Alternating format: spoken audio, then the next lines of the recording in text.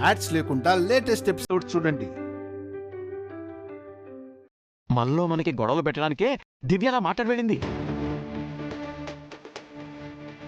నిన్ను మమ్మల్ని విడదీయాలని ప్లాన్ చేస్తోంది. అవును కుమారి, మనం బాగుపడ్డం ఆ దివ్యకి అస్సలు ఇష్టం లేదు.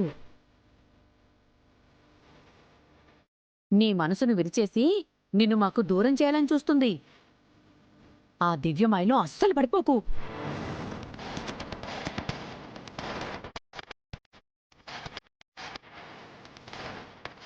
అమ్మో, దివ్యక్క తీయగా చెప్పిన మాటల వెనుక ఇంత విషయం దాగుందా?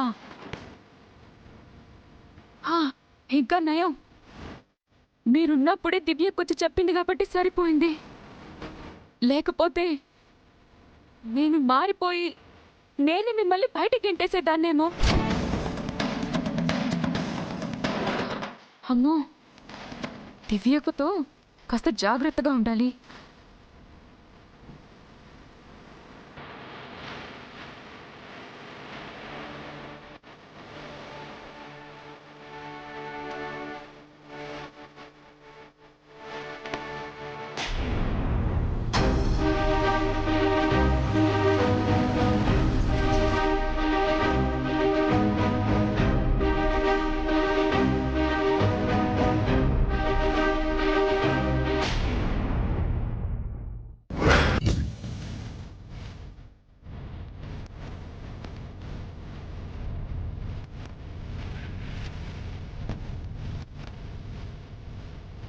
నేను ఏదైనా జాబ్ అంటే చేయగలను, కానీ బిజినెస్ చేయలేనమ్మా. అలా భయపడితే ఎలారా హర్ష?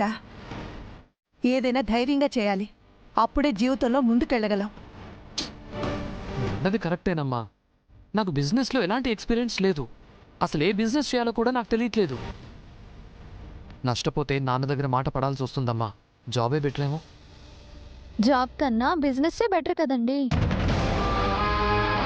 ఒకరి కింద జీతం కోసం పనిచేయడం కంటే మనమే ఓనర్గా పనిచేయడం మంచిదే కదా. అలవాటైన పని అయితే ధైర్యం చేయొచ్చండి.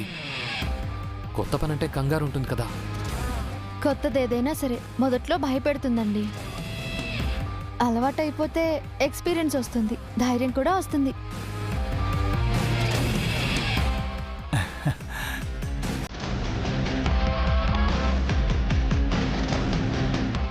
దివ్యమ్మా,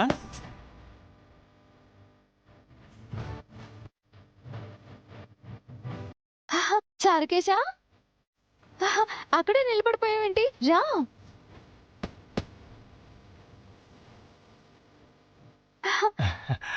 చారుకేశా, ఏంటి సడన్ సర్ప్రైజ్? ఎలా ఉన్నావు చారుకేశా? అందరూ బాగున్నారా బాబు? దేవుడి దయ వల్ల అందరూ బాగున్నారండి. సరే సరే కూర్చో, నేను కాఫీ కలుపుకొని వస్తాను. ఇప్పుడు ఏమొద్దు దివ్యమ్మా, మిమ్మల్ని చూసి వెళ్దామని వచ్చాను. చూసి చాలా రోజులైంది కదా. మమ్మల్ని మర్చిపోయావు కదా చారుకేశా? ఎంత మాట అన్నారు సార్. దివ్యమ్మని, మంగమ్మని, మిమ్మల్ని తలుచుకొని రోజంటూ ఉండదండి. నా ప్రాణం పోయినా మిమ్మల్ని మర్చిపోను. ఆయన ఏదో ఊరికే అన్నాళ్లే చారుకేశా. చారు అంకుల్, మీనాక్షి ఆంటీ ఎలా ఉన్నారు? అరే, నీకు పెళ్లి సంబంధాలు చూడట్లేదా చారుకేశా?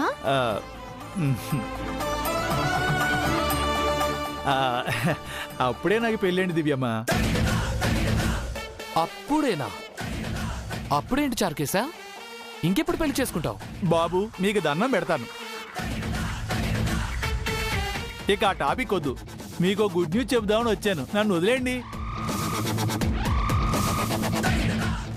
దివ్యమ్మ, నేను అభిబాబు దగ్గర పిఏగా వర్క్ చేస్తూనే ఇన్సూరెన్స్ ఏజెంట్గా పార్ట్ టైం జాబ్ చేస్తున్నాను. దాంతోపాటు A to Z అని ఒక సైడ్ బిజినెస్ కూడా చేస్తున్నాను.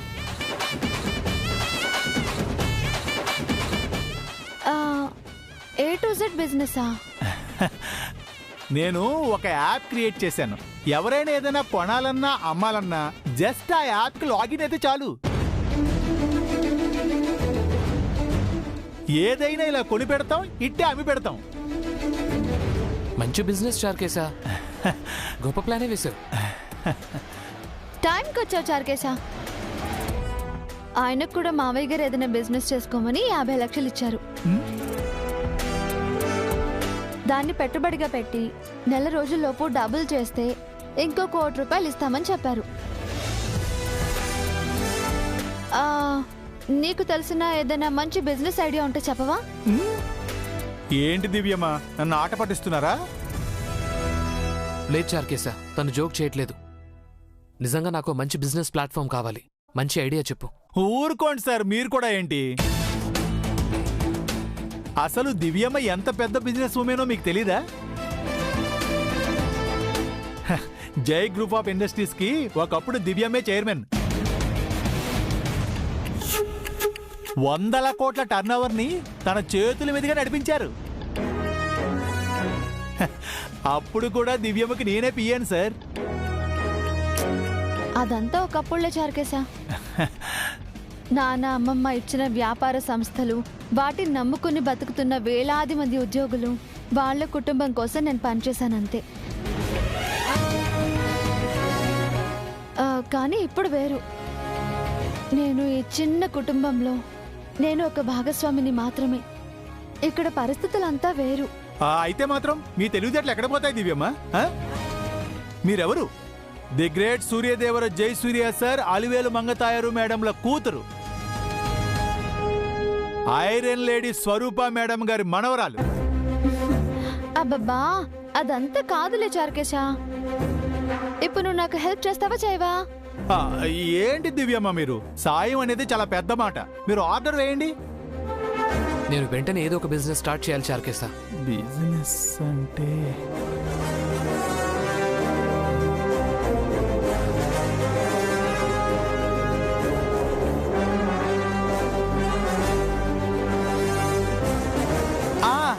ఒక క్లాత్ షోరూమ్ ఉంది సార్. షోరూమ్ అంటే మరీ పెద్దది కాదండి, అలా అని చిన్నది కాదు. ఓకే, ఒక 25-30 lakhs వాల్యూ ఉంటుందండి. ప్రైమ్ లొకేషన్ అండి. బిజినెస్ చాలా బాగా జరుగుతుంది. ఓకే. ఈ మధ్యనే అమ్మకానికి వచ్చిందండి. మీకు ఆ షాప్ ఇప్పిస్తాను. ఓకే, బట్ ప్రైమ్ ఏరియా అంటున్నావు, బిజినెస్ కూడా బాగుంది అంటున్నావు, మరి ఎందుకు అమ్మేస్తున్నట్టు? అంటే దివ్యమ్మ, ఆ బట్టల షాప్ ఓనర్ గారి అబ్బాయి అమెరికాలో సెటిల్ అయ్యాడట. షాప్ అమ్మేసి వాళ్ళ ఫాదర్ని తన దగ్గరకు వచ్చేయమంటున్నాడట. అందుకే ఆయన నా యాప్లో అమ్మకానికి పెట్టారు. థ్యాంక్స్ చార్కేశా. ఏమండి, మనం ఆ షాప్ తీసుకుందాం. మంచి ప్రైమ్ సెంటర్, బిజినెస్ కూడా బాగుంది అని చెప్తున్నాడు కాబట్టి నెల రోజుల్లో మన మనీని ఖచ్చితంగా డబుల్ చేయొచ్చు.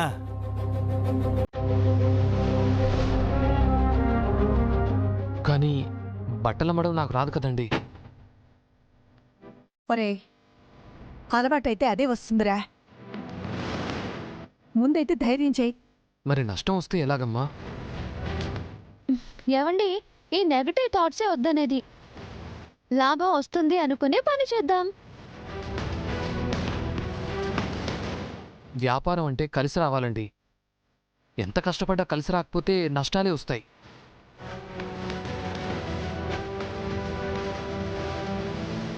అయితే ఒక పని చేద్దాంరా హర్ష. ఈ బట్టల వ్యాపారం నీకు కలిసొస్తుందో లేదో దేవుడి ముందు చిట్టీలు రాసి తీద్దాం. కలిసొస్తుందంటే ఈ వ్యాపారం చేద్దాం, లేదంటే ఇంకోటి.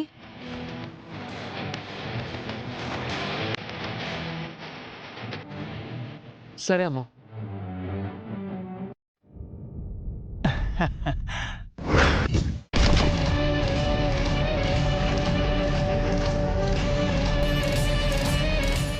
వామ్మో, ఇంత పెద్ద బిజినెస్ ప్లాన్ వేస్తున్నారా?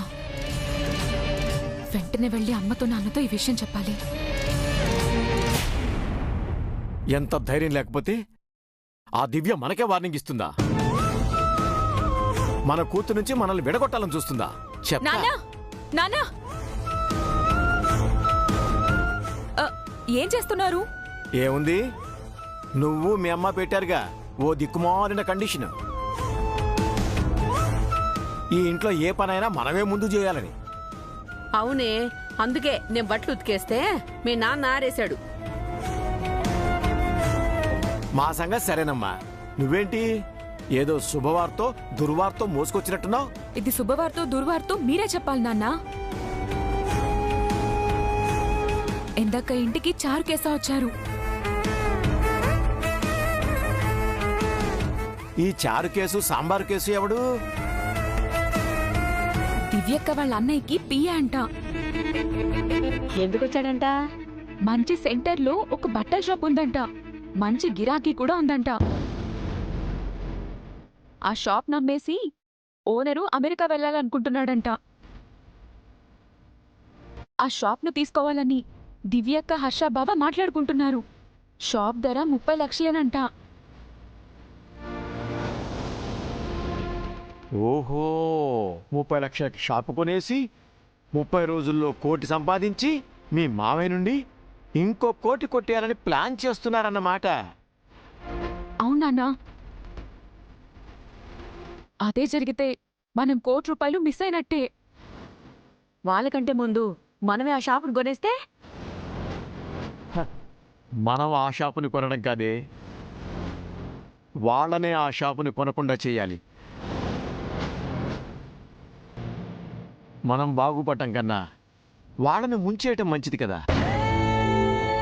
ఆ షాప్ ఎక్కడుందో మనకి తెలియదు కదా నాన్న. ఏముందమ్మా, ఇంటర్నెట్లో కొడితే ఇన్ఫర్మేషన్ అదే వస్తుంది. ఆ షాప్ ఎక్కడుందో ఓనర్ ఎవరో ఊరికే తెలిసిపోతుంది. అచ్చరే, వాళ్ళ షాప్ కొనకుండా మనం ఎలా ఆపుతాం? నాగరాజుని పిలిపించి, నాగరాజ్ అంటే పాములు పట్టేవాడా నాన్న? వాడి దగ్గర పావులు తప్ప ఇంకే ఉంటాయో. వాడి దగ్గరున్న పావుని ఇంటి ముందు వదులుతాం. అది ఏ హర్షనో దివ్యనో కాటేసిందనుకో, అది అశుభం అని చెప్దాం. మీ మామయ్యకి సెంటిమెంట్ ఎక్కువ కదా. హర్షబాబుని ఆ బట్టల వ్యాపారం చెయ్యొద్దు అంటాడు. కానీ పావు కరిసి దివ్యో హర్షో చచ్చిపోతే? నాకంత తెలివిలేదనుకున్నావా? విషం లేని పాముతో కనిపిస్తే ఏ ప్రమాదం ఉండదు కదా.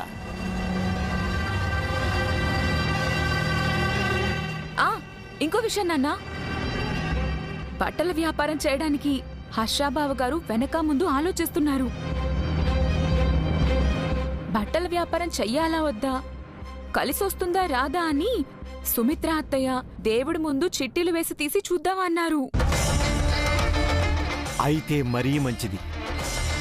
పాము ప్లాన్తో పాటు చిట్టీల ప్లాన్ కూడా చేద్దాం.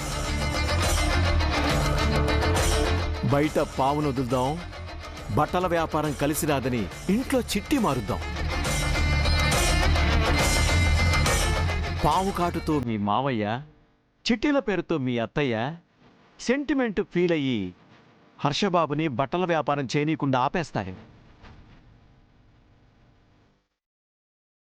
ఆ తర్వాత అదే షాపుని మనం కొని ఆ 1 కోటి రూపాయలు కొట్టేద్దాం. ఎలా ఉంది ప్లాన్? తిరుగులేని ప్లాన్ అయ్యో. వెంటనే నాగరాజుకి ఫోన్ చేసి ఆ పావుని పంపించమని చెప్పు.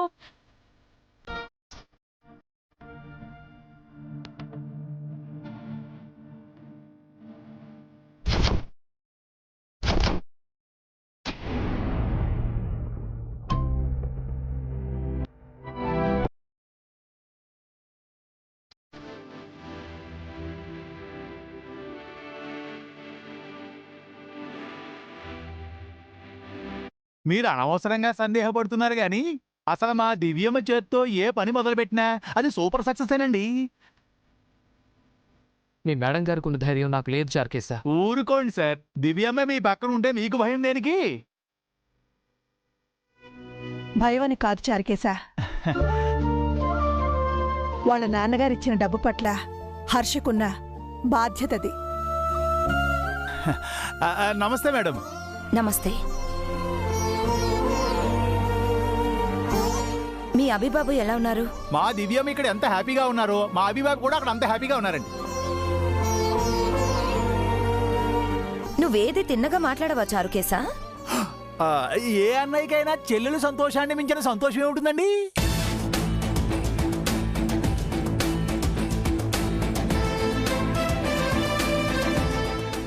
సర్లే సుమిత్రక్క, ఏం చేస్తున్నారు? ఆయనిచ్చిన డబ్బుతో హర్ష బట్టల వ్యాపారం మొదలు పెడదాం అనుకుంటున్నాడు భువన.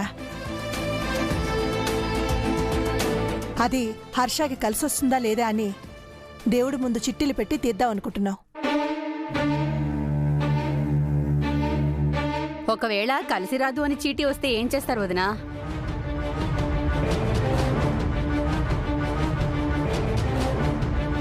బట్టల వ్యాపారం మానేస్తారా బావగారు? మానేస్తావమ్మా. మరో వ్యాపారం చూసుకుంటాం. చేసే పని పట్ల నమ్మకం ఉండాలి గాని ఇలాంటి సెంటిమెంట్స్ ఏంటి? ఎవరి సెంటిమెంట్స్ వాళ్ళకుంటాయి అత్తయ్య. మీరు కూడా దీపు కోసం చీటీలు వేసి చూడండి. నాకు అలాంటి సెంటిమెంట్స్ ఏం లేవు.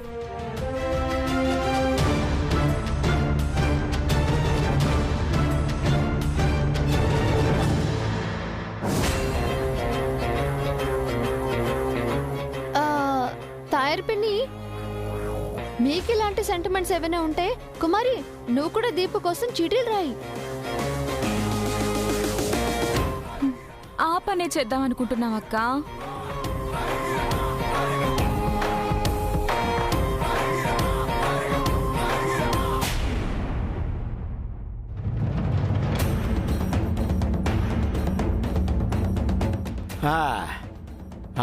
ఏంటి మంగా, ఏం చేస్తున్నావు? వంట చేస్తున్నాను తాతయ్య.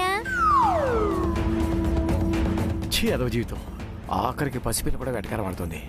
సారీ తాతయ్య, సరదాగా ఉన్నాను, ఆడుకుంటున్నాను. ఆడుకోమ్మా, ఇక్కడే ఆడుకో. నువ్వు ఆడుకోవటమే మాకు కావాలి.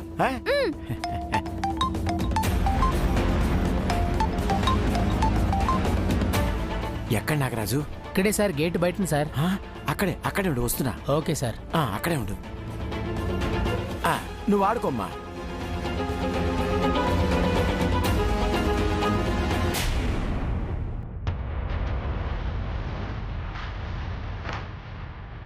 ఏంటి ఇంటి బయట ఆగమన్నారు? పదరా, ఇంట్లోకి తీసుకెళ్ళి అందరికీ పరిచయం చేస్తా. మరి ఎందుకు అర్జెంటుగా రమ్మన్నారు? నువ్వే పెద్ద సినిమా హీరో, మరి సెల్ఫీ దిగి ఆటోగ్రాఫ్ తీసుకుందామని పిలిచాను రా. ఏందండి ఏదడిగినా పాము కలిసిన వాళ్ళ మాట్లాడతారు? జోకా? అదేంట్రా, పావుతో రాకుండా ఉత్తి చేతులు ఉప్పుకుంటొచ్చావు? వెంటనే రమ్మంటే వస్తున్నాను. విషయం ఏంటి చెప్పండి. రే, నాకు అర్జెంటుగా ఒక విషయం లేని పాము కావాలి. ఇంట్లో ఒకళ్ళది కాటేయాలి. ఖర్చు అవుద్దండి. ఇస్తాలేరా? ఇదిగో, వెంటనే పాము తీసుకొచ్చి ఇక్కడి నుంచి లోపల కుదులు. పని అయ్యాక నీ పావుని పేమెంట్ని తీసుకెళ్ళు. నా పాముకేం కాకూడదండి. నా దగ్గర 2 పావులు ఉన్నాయి. తెలుసులేవాయ్. ఇదిగో, త్వరగా వెళ్ళు, లోపల పూజ మొదలు పెడుతున్నారు. వెళ్ళు.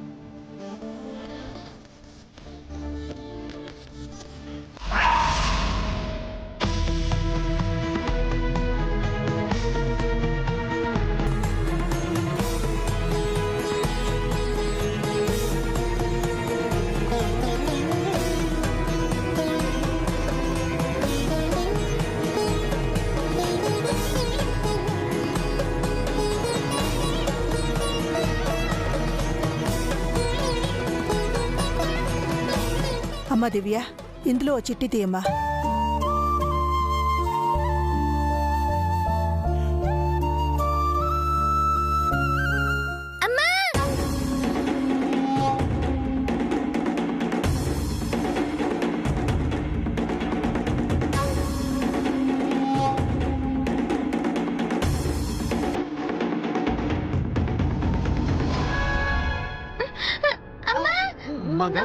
మంగా